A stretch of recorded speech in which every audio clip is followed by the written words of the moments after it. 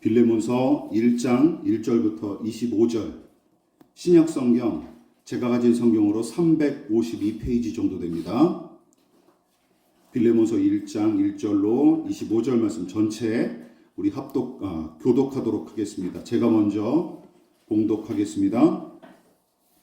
그리스도 예수를 위하여 갇힌 자 된 바울과 및 형제 디모데는 우리의 사랑을 받는 자요 동역자인 빌레몬과 자매 아피아와 우리와 함께 병사된 아키포와 내 집에 있는 교회에 편지하노니 하나님 우리 아버지와 주 예수 그리스도로부터 은혜와 평강이 너희에게 있을지어다.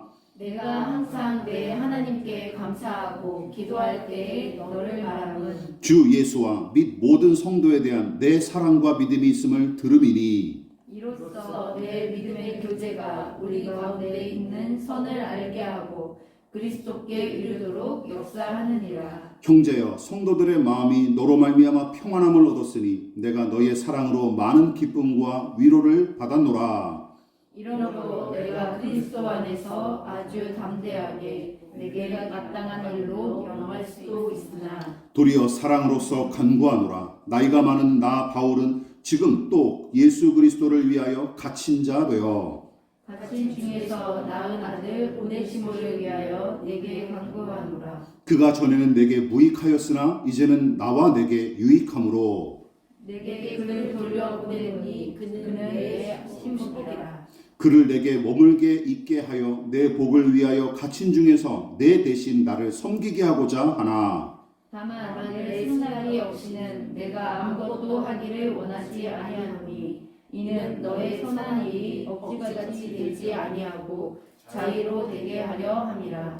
아마 그가 잠시 떠나게 된 것은 너로 하여금 그를 영원히 두게 함이리니 이후로는 종과 같이 대하지 아니하고 종 이상으로 곧 사랑받는 형제로 둘 자라. 내게 특별히 그리하거든 하물며 육신과 주 안에서 상받는 내게라. 그러므로 내가 나를 동역자로 할진대 그를 영접하기를 내게 하듯 하고 그가 만일 내게 불의를 하였거나 내게 빚진 것이 있으면 그것을 내 앞으로 계산하라. 나 바울이 친필로 쓰노니 내가 갚으려니와 내가 이외에 내 자신이 내게 빚진 것은 내가 말하지 아니하노라. 오 형제여, 나로 주 안에서 너로 말미암아 기쁨을 얻게 하고 내 마음이 그리스도 안에서 평안하게 하라. 나는 내가 순종할 것을 확신함으로 내게 썼노니 내가 말한 것보다 더 행할 줄을 아노라. 오직 너는 나를 위하여 스스로를 마련하라. 너희가 기도로 내가 너희에게 나아갈 수 있기를 바라노라. 그리스도 예수 안에서 나와 함께 갇힌 자 에바브라와 또한 나의 동역자 마가 아리스타고 데마 누가가 문안하느니라. 다 같이 우리 주 예수 그리스도의 은혜가 너희 심령과 함께 있을지어다. 아멘. 말씀의 제목을 같이 한번 읽어보도록 하겠습니다. 자, 시작. 믿음의 교회, 믿음의 교제라는 제목으로 하나님 말씀 전하도록 하겠습니다. 빌레몬의 노예였으나 주인에게 해를 끼치고 달아났던 오네시모는 옥에 갇혔던 바울을 극적으로 만나 복음을 듣고 예수를 구주와 하나님으로 영접했죠. 그러나 지난날 저지른 잘못과 신분적 한계는 저절로 해결되지 않았습니다. 바울도 그 사실을 분명히 인지했던 까닭에 심사숙고하고 기도한 뒤 이 편지를 빌레몬과 골로새 교회에 띄워보내죠. 먼저 오네시모한테는 신앙 양심에 따라 행동하기를 요구했고 잘못에 대해 직접 책임지도록 조치함과 동시에 바울이 친히 그의 짐을 함께 짊어지겠다고 나섭니다. 빌레몬에게도 마찬가지였어요. 바울은 빌레몬의 깊은 믿음과 인격을 신뢰했기에 회개하고 변화된 오네시모를 넉넉히 품어주기를 바랐습니다. 그래서 두 사람을 하나님 앞에 바르게 세우기 위해 애를 쓴 결과물이 무엇이다? 바로 이 편지다라고 말씀드렸습니다. 다시 말해 골로새 교회에 속한 교인이자 동역자인 빌레몬, 그리고 지금은 예수를 영접한 신자로서 바울 곁에 있지만 예전에 노예의 신분으로 주인에게 죄를 짓고 도망쳤던 오네시모, 고작 한 사람의 교인과 도망친 노예 하나를 위해 고민하고 기도하며 쓴 편지가 빌레몬서라는 것이죠. 그런데 빌레몬서만 이렇게 개인적이고 독특한 게 아닙니다. 정도의 차이는 있을지언정 이런 성경의 특징과 주제의식은 다른 성경에서도 얼마든지 찾아볼 수 있어요. 무엇보다 성경이 소개하고 가르치는 하나님이 바로 그런 분이시다라는 것이죠. 한 사람 한 사람에게 관심을 기울이고 정력을 쏟으시는 분, 그분이 바로 우리가 믿는 하나님이라는 것입니다. 하나님은 우리를 당신의 백성과 자녀로 부르셨지만 그저 집단의 일원이나 큰 덩어리의 분자 혹은 거대한 기계의 부속으로 부르신 것이 아니에요. 각 사람의 이름을 아시고 중심까지 꿰뚫어 보시는 분이 하나님이십니다. 노예이자 도망자인 오네시모, 재산 피해와 배신감에 아파하는 빌레몬, 두 사람을 위해 이 편지를 쓴 바울, 그의 신념과 행동이 바로 그런 하나님의 성품을 아주 분명하게 그리고 품위 있게 보여주죠. 그래서 단 한 사람일지라도 가치 있게 여기고 그의 신음과 탄식에 귀를 기울이며 기도하고 힘써 손을 내미는 곳, 거기가 바로 그리스도의 몸인 교회다운 곳입니다.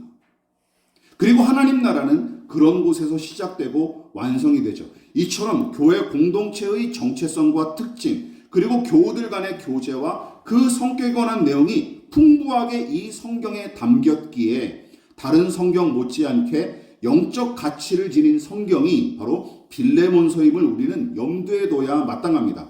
게다가 쉽사리 결론을 내리기가 어려운 사안인 까닭에 깊은 묵상과 기도는 물론이고 세심하면서도 용감하게 실천해야 될 필요가 있는 내용임을 우리가 명심해야 될 줄 믿습니다. 자, 어쨌든 오늘 설교는 본문에 등장하는 주요 인물 이 세 사람이 모두 거듭난 믿음의 사람이라는 사실을 전제하고 살펴봐야 될 필요가 있어요. 자, 우선 사도 바울의 믿음은 두말하면 잔소리이고 빌레몬은 사도 바울처럼 이 영적인 지도자가 칭찬할 만큼 훌륭한 믿음의 사람이었습니다. 물론 바울이 거듭남을 보증했던 오네시모도 마찬가지였겠죠. 그러나 그 정도로 그치면 안 돼요. 바울은 빌레몬을 비롯한 골로새 교인들을 향해 더 성숙하면서도 진보된 믿음의 반응을 요구하는 중이에요. 자, 물론 오해는 하지 마십시오. 바울이 이 사람들을 향해 빌레몬과 골로새 교인들을 향해 야, 너희가 지금까지는 불신앙으로 살아왔으니 이제는 믿음으로 살아가라 하는 식으로 충고한 게 아니에요. 빌레몬과 골로새 교인들은 진즉부터 믿음으로 살아왔고 그 믿음으로 지금까지 하나님을 예배하며 서로 교제해 왔습니다. 자, 우선 바울이 빌레몬의 믿음을 칭찬한 이 본문의 내용이 그 사실을 방증을 하죠. 같이 읽어볼까요? 빌립보서입니다. 같이 읽어보겠습니다. 같이 읽어볼게요. 시작. 주 예수와 및 모든 성도에 대한 내 사랑과 믿음이 있음을 들음이니 이로써 내 믿음의 교제가 우리 가운데 있는 선을 알게 하고 그리스도께 이르도록 역사하느니라. 여러분, 바울은 빌레몬을 어떤 사람으로 평가했습니까? 여기 나오죠. 주 예수를 굳게 믿고 모든 성도를 사랑하는 사람으로 평가했습니다. 또한 바울은 빌레몬이 세상의 방식과 다른 믿음의 교제를 이어왔다고 판단했으며 그가 그 믿음의 교제를 통해 예수님을 아는 지식이 더더욱 자라날 거로 또 기대하고 있죠. 즉 빌레몬을 위시한 골로새 교인들이 믿음으로 선 것을 칭찬함과 동시에 거기서 머물지 말고 한 걸음 더 나아가 앞으로 그들이 더더욱 성숙한 신자로 서기를 기원하면서 격려한 셈이죠. 자, 그런데 그렇다면 바울이 깊은 믿음과 완숙한 신앙으로 가기 위해 빌레몬과 골로새 교인들에게 제시한 것이 무엇입니까? 그 숙제가 무엇이냐는 말이죠. 자, 다른 말로 이렇게 표현할 수 있습니다. 그리스도 예수를 닮아가고 성숙한 믿음의 수준으로 나아가기 위한 관문으로 제시한 사도 바울이 관문으로 제시한 숙제가 바로 무엇이었어요? 오네시모에 관한 문제였다는 것이죠.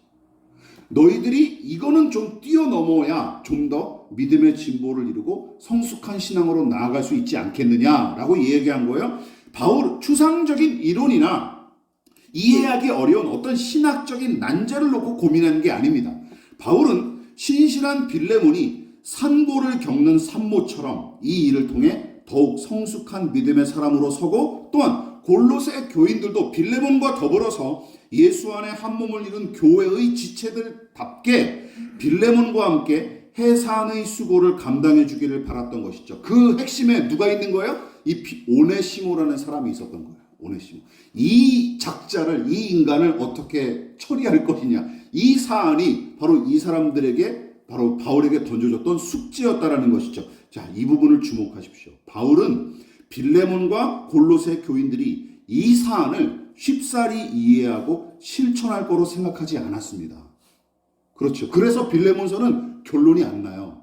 끝에 오네시모가 어떻게 대접받았는지 결론이 기록되어 있습니까? 없어요. 빌레몬이 어떤 조치를 취했는지 기록되어 있습니까? 없어요. 그만큼 어려운 문제였다라는 것이죠. 독자들에게 맡기고 있습니다. 그래서 오네시모의 입장만이 아니라 빌레몬과 골로새 교인들의 입장도 충분히 헤아렸던 까닭에 그들이 납득하게끔 심사숙고하여 이 편지를 썼고, 또한 최대한 예우를 갖춰서 양해를 구한 것이죠. 그만큼 민감한 사안이었다라, 민감하고 어려운 문제였다라는 거예요. 바울이 이 편지를 쓴 의도가 바로 여기에 있습니다. 빌레몬과 골로새 교인들이 오네시모에 관한 문제를 믿음으로 바라보고 풀어주기를 기대했던 것이죠. 믿음으로.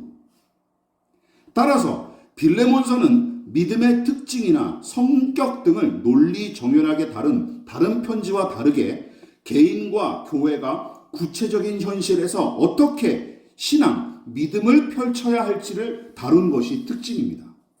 그리고 그것을 아주 생생하게 인간관계를 통해 아주 잘 보여주죠. 특히 저는 믿음과 긴밀하게 연관된 말들이 본문에 반복적으로 기록된 사실을 발견했고, 그 내용을 묵상하면서 거기 담긴 믿음의 증거나 특징에 관해서 배울 수 있었습니다. 자, 무엇보다 바울이 그 믿음을 요구한 대상이 빌레몬과 골로새 교인임을 놓치지 마십시오. 거듭난 믿음의 사람들에게 요구한 일이었어요. 자, 그렇다면 바울이 칭찬하고 또한 더 갖추기를 바랐던, 그들에게 요구했던 믿음은 무엇일까요? 그리고 그 믿음의 내용은 어떤 방식으로 사도 바울을 통해 나타나고 드러났을까요? 두 가지 표현 방식이 성경에 오늘 등장합니다. 같이 읽어볼까요? 시작. 예수 안에서 예수를 위하여. 빌레몬이 바울에게 지금까지 잘해왔습니다 하고 칭찬받았던 믿음, 그리고 바울이 그에게 당신이 더 나아가기를 원합니다 하고 바랐던 믿음은 무엇이냐? 그리고 그 믿음은 어떻게 나타나고 어떤 특징을 지닐까요? 빌레몬서가 그 믿음의 특징과 증거에 관해 잘 보여주는데, 그 내용이 어떤 말에 선명히 드러나요? 예수 안에서 예수를 위하여 라는 말에 선명히 드러납니다. 자, 그러니까 본문의 표현 방식대로 표현하자면 예수 안에 사는 것, 그리고 예수를 위하여 사는 것이 무엇이라는 것이죠? 믿음이라는 것이죠. 자, 특히 빌레몬서에서 이런 내용을 언급한 내용을 제가 다 찾아보니까 이렇게 나와요. 1절, 8절, 9절, 13절, 16절, 20절, 23절 이런 말이 계속 반복되어 있습니다. 예수를 위하여, 예수 안에서. 자, 이처럼 짧은 성경에 예수 안에서, 예수를 위하여 라고 직접적으로 언급한 부분만 7구절이나 등장합니다.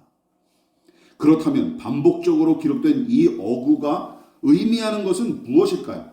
물론 두 가지 표현에 담긴 뜻을 무자르듯이 딱 잘라 나누기는 어려운 일이지만 각각의 표현이 주로 의미하는 바는 다음과 같이 구분할 수 있습니다. 자, 예수 안에서 라는 말은 예수님의 통치를 받는다, 다스림을 받는다 라는 의미를 담고 있어요. 그뿐만이 아니라 예수님과 교제하고 예수님 안에서 서로 교제한다 라는 뜻도 포함하고 있습니다.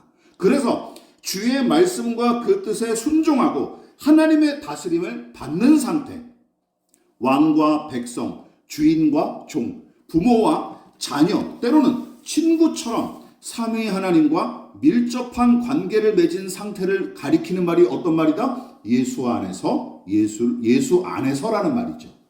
그 사실을 기억하십시오. 그러니까 통치의 개념이 있고 교제의 개념이 이 안에 들어가 있는 거예요.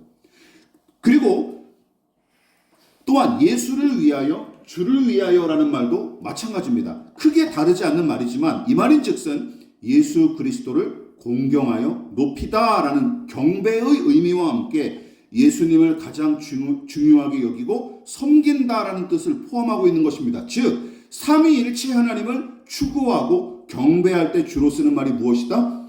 예수를 위하여, 주를 위하여라는 말을 그럴 때 쓴다는 것이죠. 자, 그러니까 예수 안에서 예수를 위하여 사는 것이 믿음으로 사는 방법이고, 그 믿음은 앞서 언급한 어떻게 이런 네 가지 형태로 나타나야 된다는 것이죠. 네 가지 성격과 형태로 나타나야 마땅합니다. 내 삶의 주인은 나라고 부추기는 이 세상에서 예수님을 왕으로 모시고 그분의 다스림을 받는 백성으로 순종하는 삶, 미신적 신앙이나 공허한 종교적 이론이 아닌 지금 이 자리에 함께 하시고 말씀하시는 주님과 친밀히 교제하는 삶, 돈과 명예와 성공과 안락보다 예수 그리스도와 복음의 말씀을 최고의 가치로 여겨서 그것을 쫓는 삶. 여러분, 그리고 하나님 나라와 그 의를 최고의 목표로 삼아 추구하고 그것을 위해 기꺼이 자신을 헌신하는 삶이 바로 무엇이다? 믿음의 삶이라는 것이죠. 아멘 한다고 그게 믿음이 아니라 이렇게 살아야 믿음의 삶이 증명된다는 것입니다. 명심하십시오. 예수를 구주로 믿고 회개하여 거듭난 증거가 무엇인지 알고 싶으십니까? 예, 여기에 있습니다. 나는 지금 이렇게 살아가고 있는가 돌아보십시오. 이 요소들이 그의 삶에 어느 정도 수준으로 열매를 맺고 있는가, 어떻게 얼마만큼 풍성하고 풍부하게 나타나고 있는가 살펴보면 그 사람의 믿음의 수준도 판단할 수 있는 것이고 거듭남도 우리가 대충 가늠해 볼 수 있다는 것이죠. 여러분, 개인의 신앙만이 아닙니다. 교회를 판가름하는 기준도 바로 마찬가지예요. 교회는 당회장 목사나 돈 많은 장로가 절대 권력을 휘두르는 곳입니까? 이거는 왜곡된 것이죠. 잘못된 것이죠. 너나 할 것 없이 말씀과 성령을 통한 하나님의 다스림에 순복하는 곳이에요. 믿으십니까? 목사는 그거 안 해도 되나요? 목사는 순종하지 않고 자기가 그냥 섬김만 받으면 되는 존재입니까? 그건 뭐 중세시대 사제예요. 말도 안 되죠. 또한 마음 맞는 사람들끼리 모여 동아리 활동하는 것도 아닙니다. 말씀과 기도를 통해 삼위일체 하나님과 친밀히 교제하기를 우선하고 기뻐하는 것이죠. 그렇다면 성전 건축이라는 미명 아래 큰 예배당을 확보하고 무수히 많은 신도를 모아 세력을 과시하는 것은 어떨까요? 이건 교회의 목표에도 안 되는 거예요. 성경이 요구하는 목표에 리스트에도 들지도 못하는 거예요. 1부터 100까지 교회의 목표가 있다면 그런 거는 100위 안에도 못 드는 거예요. 교회는 삼위 하나님과 그 뜻을 가장 소중히 여기고 주의 무한한 은혜에 감사하며 그 찬란한 영광을 감탄하며 예배하는 곳이죠. 교회의 가장 중요한 기능은 무엇입니까? 저는 예배라고 믿습니다. 믿으십니까? 예배하는 곳이죠. 예배. 우리가 선교하고 전도하는 이유도 궁극적인 목적은 무엇입니까? 믿지 않은 영혼이 하나님을 예배하게 하는 것입니다. 믿으십니까? 예배가 궁극적인 목적이에요. 하나님을 경배하는 사람으로 만드는 것, 세우는 것, 그리고 지지하는 것. 여러분, 기억하십시오. 바울이 빌레몬에게 보낸 이 짧은 편지는 단순한 부탁을 위해서만 쓴 편지가 아닙니다. 그는 빌레몬과 골로새 교인들에게 믿음의 사람다운 선택과 행동을 요구하는 중이에요. 이미 바울 자신이 주와 복음을 위해 살다가 옥에 갇히는 상태였고 주의 다스림과 인도하심에 순종하느라 엄청난 희생을 치르는 중이었습니다. 본문에 나와 있죠. 자기가 어떤 상태다? 나 갇힌 중에 있다 라고 고백하고 있지 않습니까? 게다가 자신의 성공과 안락보다 하나님의 나라와 그 의를 더 소중히 여기느라 로마 황제를 비롯한 세상의 권세보다 하나님의 영광과 권위를 더 높이고 예배하느라 온갖 고초를 당했습니다. 그럼에도 바울은 뭐라고 하고 있는 거예요? 그럼에도 불구하고 너희들은 나를 본받으라 라고 얘기하고 있는 것이죠. 이것이 그리스도 안에서 그리고 주와 복음을 위하여 사는 방법이라는 사실을 놓치지 마십시오. 동시에 신령한 믿음의 사람에게 어김없이 나타나는 열매와 증상들이 바로 이 모습들이 나타나야 된다는 것입니다. 바울은 그것을 로마서에서 이렇게 표현했습니다. 로마서 14장 7절로 8절 시작. 우리 중에 누구든지 자기를 위하여 사는 자가 없고 자기를 위하여 죽는 자도 없도다.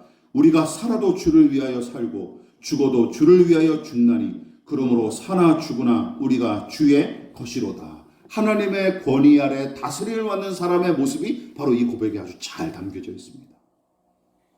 살아도 주를 위해 살고 죽어도 주를 위해 죽는 것, 주님의 것으로서 주님의 소유로서 주 안에서 살고 죽는 사람이 그리스도인이고 그런 사람들의 모임이 바로 교회임을 명심하십시다. 우리는 예수 안에 살고 있습니까? 그리고 우리 교회는 예수를 위하여 모이고 있습니까? 정직하게 한번 대답해 보시고 살펴보십시오.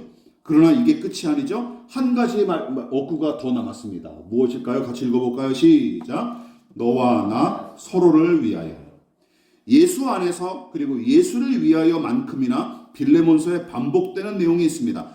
앞서서 살펴봤던 예수를 위하여, 예수를 향하여라는 이 말씀은 하나님에 관한 내용이라면 이제 살펴볼 너와 나 서로를 위하여는 사람과 사람 사이의 관계를 나타내는 말로서 이 내용도 빌레몬서 전체에 아주 두루 퍼져 있습니다. 이 내용이 훨씬 더 많아요. 이렇게 제가 발췌해 봤습니다. 1절 거의 그냥 전반을 다 차지한다고 봐도 무방합니다.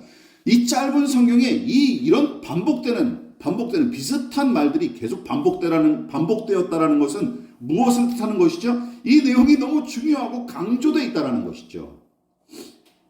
내용이 너무 많은 탓에 정리하기가 쉽지 않지만 요지는 그것이죠. 핵심 내용은 무엇입니까? 서로를 애틋하게 여기면서 세심하게 배려하는 태도가 두드러진다는 것이죠. 이 편지.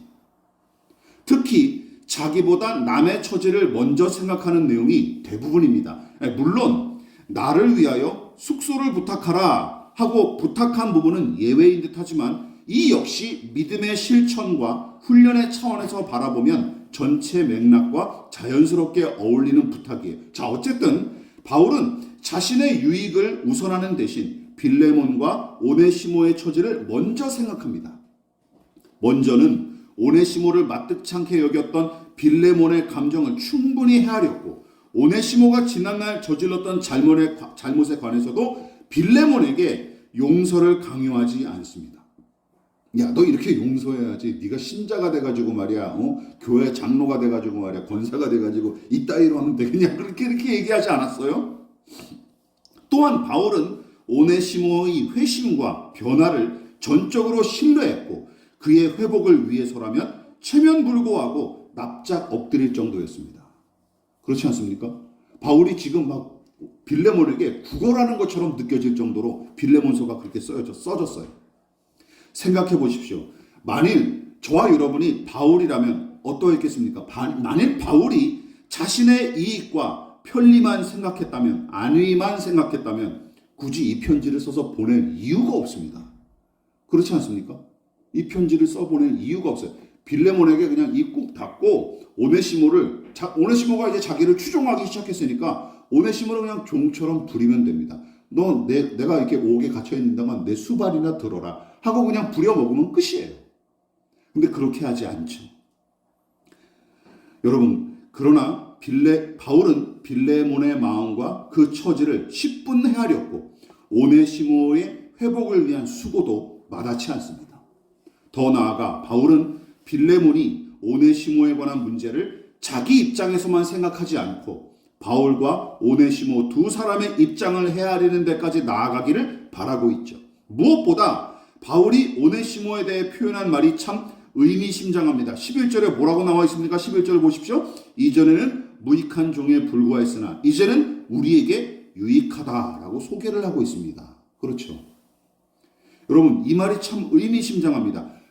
다시 말해 과거에는 주인을 배신하고 물질적인 피해까지 입힐 만큼 제 이익을 위해 움직였던 인간이 누구였어요? 오네시모라는 것이죠. 죄인의 속성을 아주 고스란히 보여주는 것이죠. 종이고 노예여서 그런 짓을 한 게 아니라 죄인의 생리가 오네시모에게 충만했었던 거예요.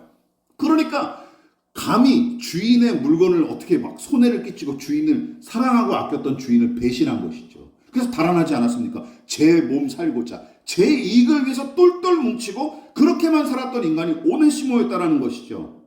그런데 이 사람이 예수를 구주와 하나님으로 영접한 뒤부터는 어떻게 해요? 옥에 갇힌 죄수에 불과했던 바울을 수발을 듭니다.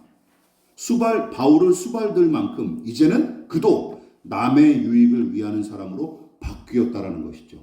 그리고 바울이 제안을 했겠죠. 너의 옛날 주인이었던 빌레몬에게 이 일을 내가 알려야 되겠다. 그게 내가 내 신앙 양심으로 하나님께서 그렇게 시키시는데 내 신앙 양심을 거스를 수가 없다. 너는 어떻게 생각하냐? 당연히 물어봤겠죠. 근데 오네시모가 어떻게 한 거야? 그렇게 하십시오. 하니까 바울이 편지를 보냈겠죠. 이 정도로 사람이 변했던 거예요. 여러분, 믿음은 어떻게 드러나고 증명될까요? 바울은 갈라디아서에서 다음과 같이 가르칩니다. 같이 읽어볼까요? 시작. 그리스도 예수 안에서는 할례나 무할례나 효력이 없으되 사랑으로서 역사하는 믿음뿐이라. 믿음이 어떻게 나타난다고요? 사랑으로 일하는 모습으로, 사랑의 역사로 나타나는. 역사는 국사에서 이야기하는 그 역사를 얘기하는 게 아니에요. 사역을 이야기하는 것입니다. 믿음은 무엇으로 나타난다? 간단하게 사랑으로 나타난다라고 얘기하는 것입니다. 예수님은 요한복음 13장에서 서로 사랑하는 사람이 가장 나를 많이 닮았고 그런 사람이야말로 내 제자답다 하고 친히 말씀하셨습니다. 그러므로 믿음은 사랑의 행위로 나타나야 마땅한 것이죠. 그렇다면 그 사랑은 어떤 식으로 나타나고 표현될까요? 고린도전서 10장에 다음과 같이 기록되어 있습니다. 시작. 자기의 유익을 구하지 않고 남의 유익을 구하는 것으로 나타납니다. 그리고 증명되죠. 사랑이 무엇이냐고 물으신다면 대중가요도 이렇게 하죠. 사랑이 무엇이냐고 물으신다면 눈물의 씨앗이 아니라 뭐라고요? 자기의 유익을 구하지 않고 남의 유익을 구하는 것으로 나타나는 것입니다. 누군가에게 사랑받는다. 그리고 내가 누군가를 사랑한다라는 때는 반드시 어떤 모양이 나타난다는 거예요? 내 유익보다 남의 유익을 구하는 것으로 나타난다는 것이죠. 이게 없으면 사랑 아니에요. 아시겠죠? 이게 없으면 사랑이 아니에요. 착각하지 마십시오.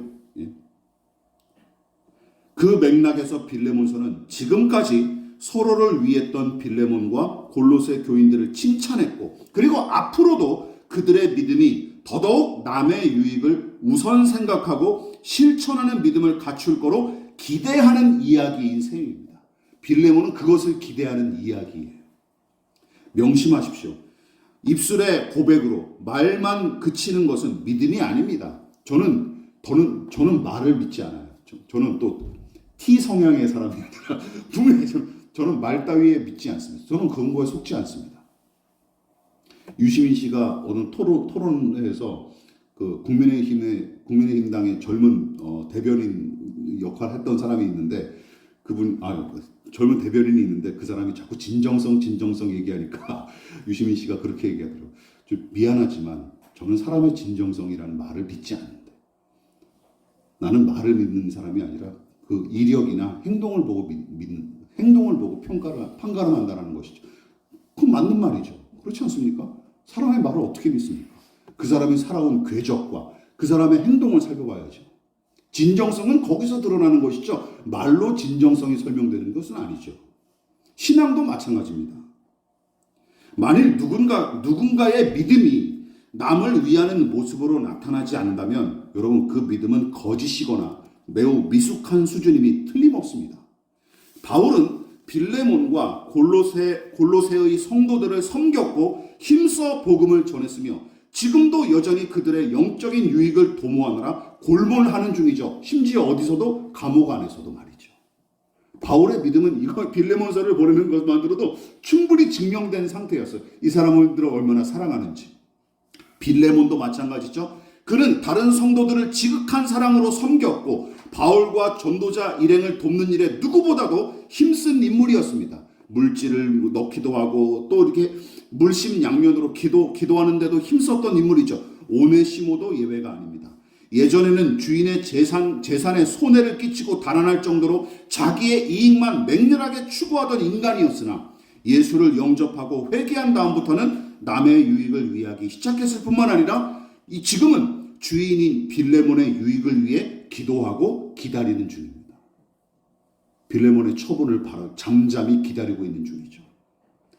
사랑으로서 역사하는 믿음이 무엇인지 알고 싶으십니까? 그렇다면 빌레몬서에 기록된 세 사람의 이야기를 곱씹어 보십시오. 다시금 이 질문에 대답해 보십시오. 누가 믿음의 사람일까요?